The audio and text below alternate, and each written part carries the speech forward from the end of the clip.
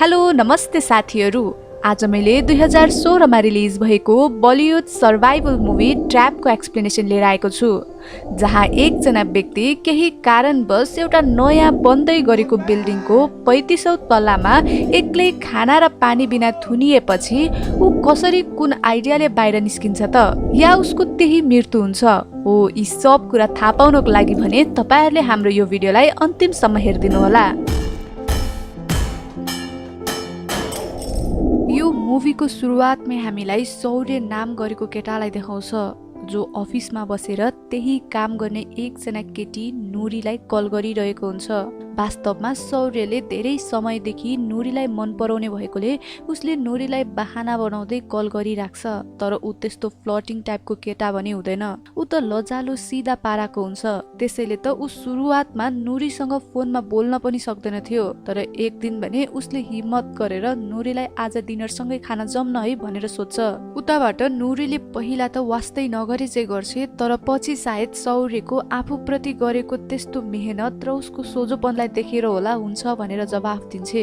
दुवैजना एउटै अफिसमा हुन्छन्, त्यही पनि आम्ने सामने कुरा नगरेर फोनमै कुरा गर्छन्। यसरी त्यो दिनदेखि अब नुरी र शौर्यले धेरै जसो समय सँगै बिताउन थालेका हुन्छन्। तर नुरीको भने 2 महिनापछि बिहे हुँदै थियो र यो बारेमा शौर्यलाई पनि थाहा हुन्छ। त्यही पनि यी दुई भने घुम्ने र एकअर्कासँग रमाइलो पल बिताउन थाल्छन्, जसले गर्दा यसै क्रममा दुवैजनालाई एकअर्कासँग माया पनि बस्छ।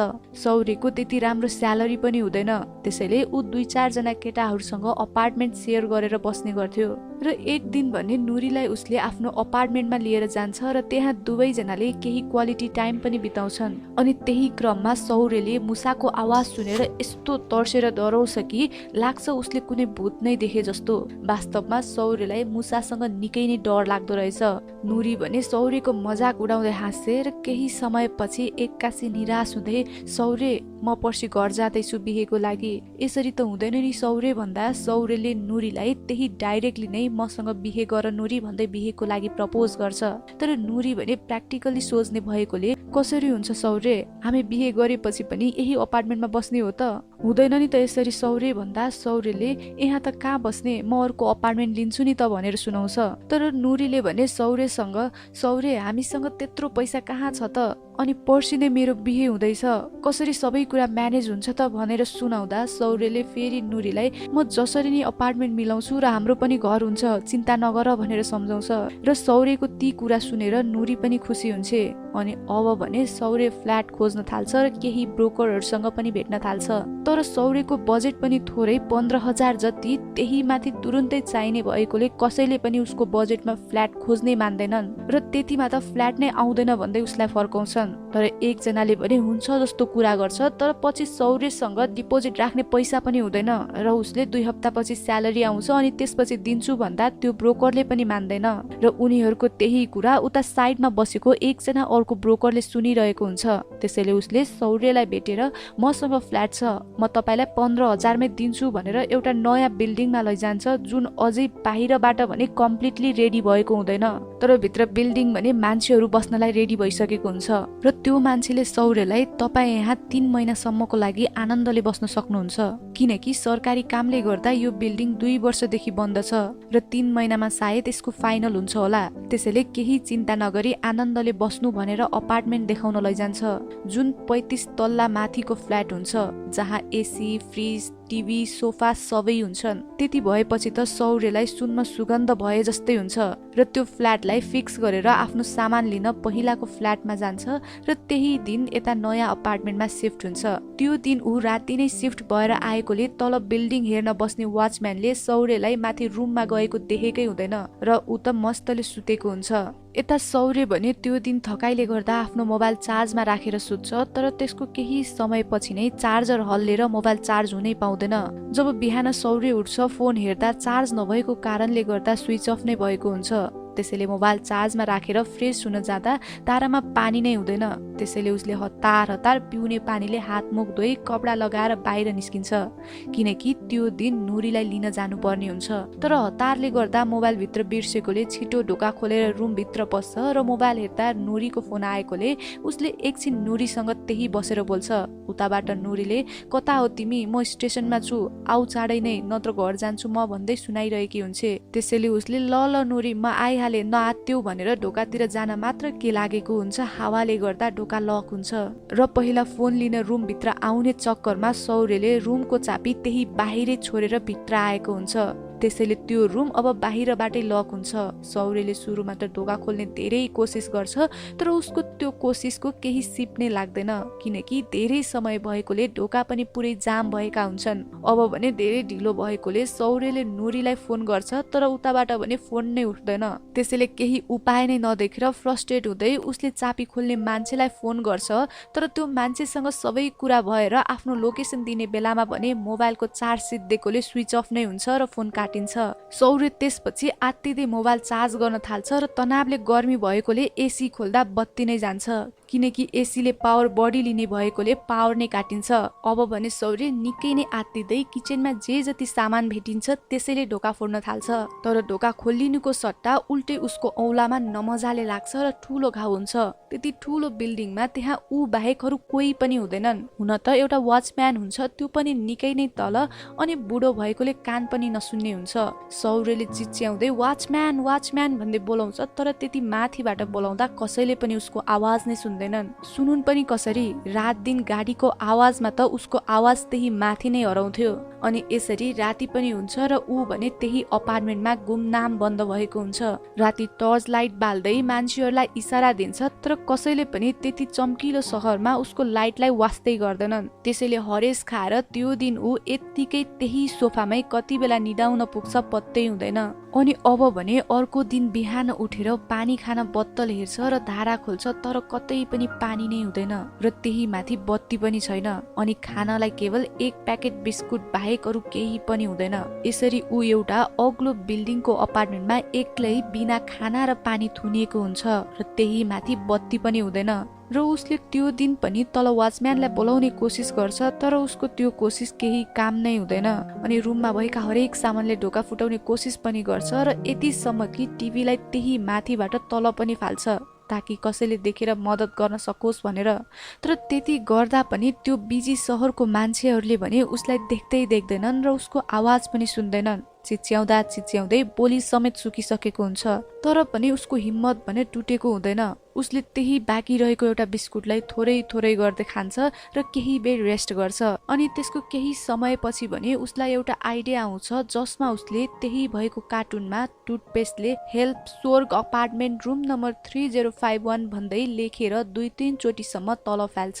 तर त्यो कार्टुनको पेपर कोही कता छतमा जान्छन् त कोही रुखमा अल्झिन्छन्। अनि फेरि लेखेर फालौँ भने टुथपेस्ट सबै सिद्धिसकेकोले उसले केही सिप नलागेर अन्तिममा आफ्नो हिजो घाउ भएको हातबाट रगत निकाल्छ र त्यही आफ्नो रगतले 2-3 वटामा लेखेर फेरि तल फाल्छ र यसपालि भने बल्ल उसले लेखेको त्यो पेपर एउटा घरको छतमा जान्छ। त्यो देखेर त ऊ निकै नै खुसी हुन्छ र दिनभरि त्यही नै बसेर त्यो पेपरलाई कसैले देख्छ कि भन्दै कुरेर हेर्छ पनि। दिनमा त कोही पनि आउँदैनन्, तर राति पख भने एकजना केटी छतमा सुकाएको कपडा उठाउन आएकोले सौर्यले चिच्याउँदै बोलाउने कोसिस त गर्छ, तर उसको आवाजले साथ नै दिँदैन। ऊ धेरै नै चिच्चाएकोले उसको स्वर सुकिसकेकै हुन्छ।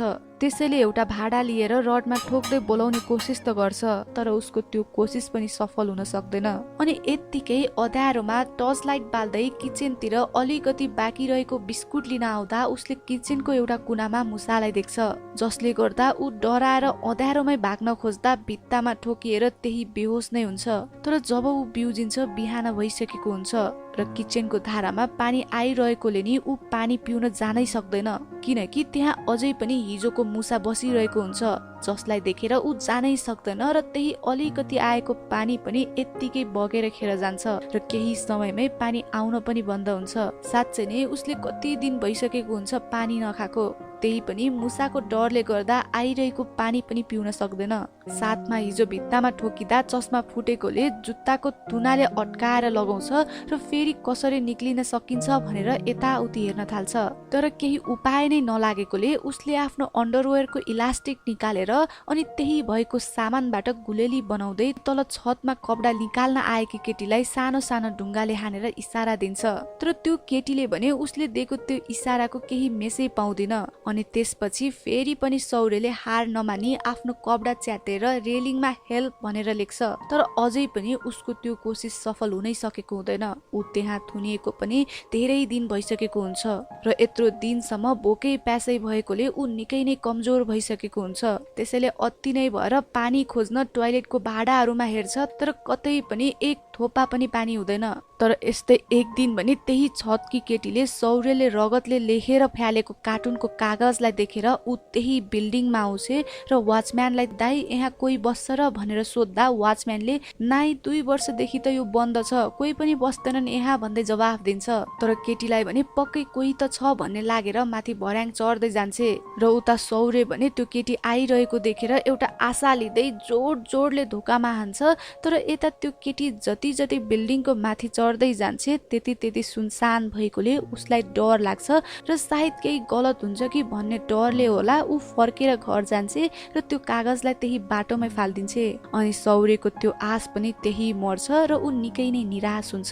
त्यसैले उसले अरू केही उपाय नै नदेखेर हेल्प लेखेको कपडा र म्याट्रेसलाई बाहिर बरान्डामा ल्याएर आगो लगाउन सुरु गर्छ ताकि कसैले देखेर उसलाई मद्दत गर्न सक्छन् कि भन्ने आशामा। र त्यो आइडियाले काम गर्छ भन्ने लागेर एकैछिन त ऊ निकै नै खुसी हुन्छ। तर मान्छेहरूले उसलाई देख्नुको सट्टा उल्टै यता त्यो आगोले भित्र रुमसम्म टिप्न थाल्छ। त्यसैले आगो फैलिने डरले हतार हतार आफ्नो टी सर्ट फुकालेर आगो निभाउन लाग्छ। बिचरा भोकै प्यासै सौर्यले रातभरि आगो निभाउँछ र बिहान पख त उसको हालत हेर्न पनि नसक्ने भइसकेको हुन्छ। अनि बिचरा उसको केही दिन यसरी नै भोकै प्यासै नै बित्छ। तर त्यसको केही दिन पछि नै उसलाई हेलोसिनेसन हुन थाल्छ, जसले गर्दा उसले नोरीसँग भेटेको र अरू अनेकौं कुराहरू देख्छ। तर पछि भने आफूलाई सम्हालेर म यत्तिकै त यहाँ मर्दिन, केही गर्नुपर्छ यहाँबाट जानको लागि भनेर उसले केही सिप नलागेकोले एउटा भाडामा पिसाब फेर्छ र त्यही पिसाब एकैचोटि पिउँछ। तर सायद पछि उसलाई घिन लागेकोले भमिटिङ सुरु हुन्छ र शरीरमा शक्ति नभएकोले नि ऊ भमिट गर्दा गर्दै त्यही टोयलेटमै पल्टिन पुग्छ। केही समय त त्यही पल्टेपछि यसो बाहिर निस्किँदा त उसको भाग्य भनौँ या भगवानको कृपा मजाले ठुलो पानी परेको हुन्छ। त्यसैले उसले पहिला आफ्नो प्यास मेटाउँछ र घरमा भए भरको भाडामा पानी भर्न थाल्छ। फ्रिज शुद्ध बाहिर ल्याएर त्यसमा पनि पानी भरेर राख्छ। यसरी त्यति आकाशको पानीले गर्दा ऊ जिन्दगीमा नभएको खुसी हुन्छ। पानी त थियो र अब भने यस्तै अर्को दिन उसले बरन्डामा परेवालाई देख्छ र त्यसैलाई गुलेलीले हानेर मार्छ। अनि यतिसम्म कि उसले एक दिन नुरीसँग बसेर पनि अर्को प्राणीलाई मारेर खाने मान्छे त पापी हुन् र उनीहरूले आफ्नो कर्म भोग्नै पर्छ भन्दै कुरा गरिरहेको हुन्छ। तर आज भने उसको जिन्दगीमा त्यस्तोसम्म स्थिति आएको थियो। त्यसैले उसले त्यो परिवारलाई केही नसोची आगोमा फ्राई गर्न सुरु गर्छ। तर पकाएर यसो भुइँमा राखेको मात्र के हुन्छ मुसा आएर त्यही पनि खाइदिन थाल्छ। त्यो देखेर सौर्यलाई अब भने यतिसम्म रिस उठेको थियो कि उसले आफ्नो त्यो मुसाको डरलाई बिर्सेर त्यो मुसामाथि यस्तोसम्म झम्टिन्छ कि त्यसलाई टिपेर नै पछाडिदिन्छ र मुसालाई एउटा भाडामा राखेर बन्द पनि गर्छ। र अब भने सौर्यसँग केही दिन बाँच्नलाई पानी थियो र खानालाई कहिलेकाहीँ परेवा आइराख्ने गर्थ्यो। यसरी अब भने उसँग जोस आएको हुन्छ र साथमा साथी मुसा पनि भएकोले मुसासँग बोल्दै आफूलाई हौसला पनि दिन्छ। जसरी म यहाँबाट निस्किनै पर्छ, कुनै हालतमा पनि म यहाँ मर्दै मर्दिन, यहाँबाट निस्किने अब अरू केही उपाय नै छैन र अब बाँकी छ त केवल यही बरन्डाको एउटा रेलिङलाई काटेर तल समाती झर्ने र त्यो काम गर्न आजैदेखि सुरु गर्नुपर्छ भनेर उसले आफैलाई हौसला दिँदै घरमा भएको एसी फ्रिजको धारिलो सामान निकालेर रेलिङ काट्न सुरु गर्छ।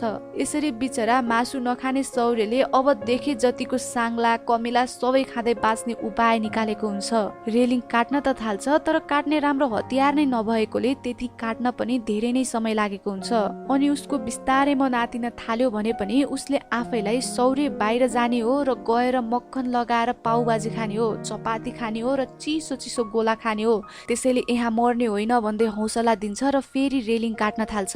अनि यसरी कयौं दिनसम्म रड काट्दा काट्दै अन्त्यमा अति नै भएर ऊ रेडी हुन्छ र मुसालाई नि बाहिर निकालेर छोडिदिन्छ। अनि आफू भने भए जतिको बल लगाएर खुट्टाले हानी हानी अन्त्यमा त्यो रडलाई तोडेर भाँच्दिन्छ नै। तर त्यतिसम्म त ठिकै थियो, अब भने त्यति माथिबाट तल झर्न त्यति सजिलो भने थिएन।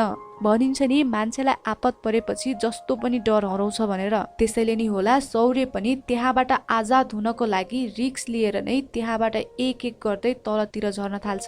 3-4 तल्ला त झर्छ, तर त्यसपछि भने त्यो भन्दा तलको एउटा अपार्टमेन्टमा त्यस्तो ग्रिल नै हुँदैन। त्यसैले उसले आफूले लगाएको बेल्टको सहारा लिएर नातिकिन तल त्यही अपार्टमेन्टमा झर्छ र यसरी ऊ माथिको अपार्टमेन्टदेखि तलको अपार्टमेन्टसम्म त पुग्छ, तर त्यो अपार्टमेन्टको ढोका भने खुल्ला हुन्छ कि नै त्यो चाहिँ थाहा नै हुँदैन र रिस्क लिएर नै ऊ तल झरेको हुन्छ।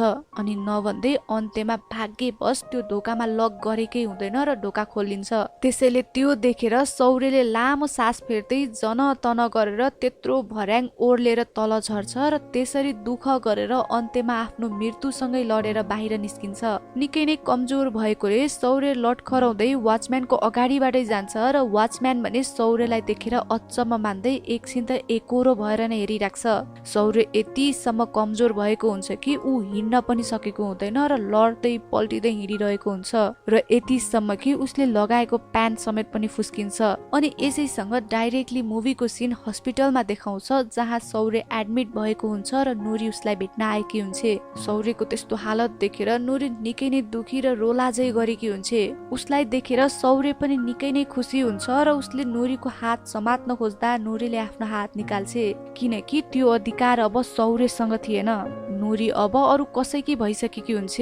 यसरी सौर्यले जुन मायाको कारणले गर्दा त्यति धेरै दुःख पायो, त्यही मायाले आज कसै अरूको नामको सिन्दुरले आफ्नो सिउँदो रंगाएर उसलाई भेट्न आएकी हुन्छ र यही यी दुई प्रेमीको अन्तिम भेट हुन्छ र उनीहरू आफ्नो जिन्दगीमा अघि बढ्छन्। सौर्य वास्तवमा त्यो घटनाले गर्दा पहिले भन्दा निकै नै साहसी र आत्मविश्वासी भएको हुन्छ।